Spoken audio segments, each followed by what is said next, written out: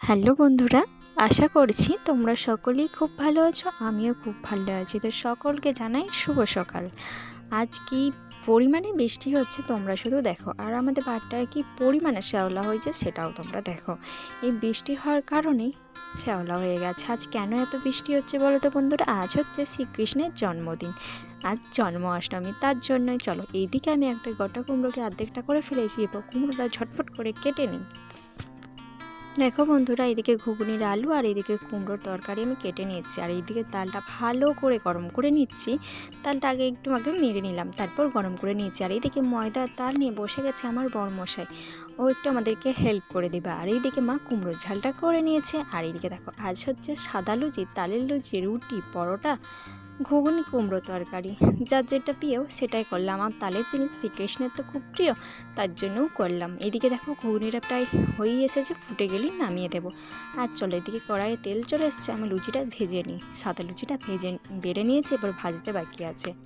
দেখছো তেলটা কত গরম হয়েছে, টকবক টকবক করে তেলটা ফুটছে, আর লুচিগুলো উপর থেকে হয়ে উঠছে। তো চলো ছটফট করে আমি লুচিগুলো করে নিই, তারপর আবার তালের লুচি করতে হবে, তাই না? তো চলো, সাদা লুচিগুলো প্রায় আমার হয়ে গেছে বন্ধুরা। এইদিকে আমার বড় মশাই লিচি পাখি দিয়েছে, চলো এবার তালের লুচিগুলোকে বেলে ফেলি, নইলে আবার দেরি হয়ে যাবে। এইদিকে ঠাকুর মশাই চলে আসবে বলেছে 10টার মধ্যে, তার 10টার মধ্যে আমাকে সমস্ত কাজ সেরে নিতে হবে। তো চলো ঝট তালের লুচিগুলো বেলে নিই। এই দেখো বন্ধুরা, তালের লুচিগুলো সব বেলে নিয়েছি খুব সুন্দর করে। এরপর বেলতে আছে রুটি আর পরোটাটা।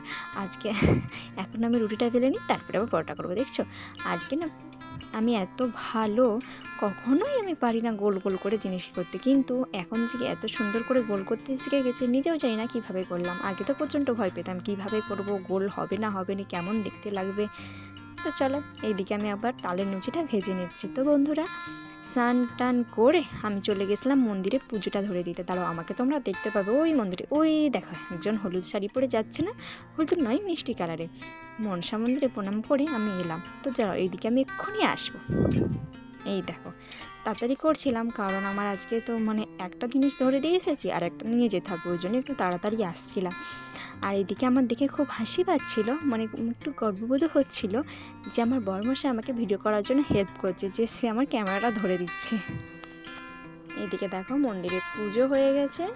তো চলো, এরপর আমি আমার একদিন বিষ্ণু শ্রীকৃষ্ণকে তোমাদেরকে আমি অন্যদিন দেখিয়ে দেবো। তো চলো বাড়ি যাওয়া যাক।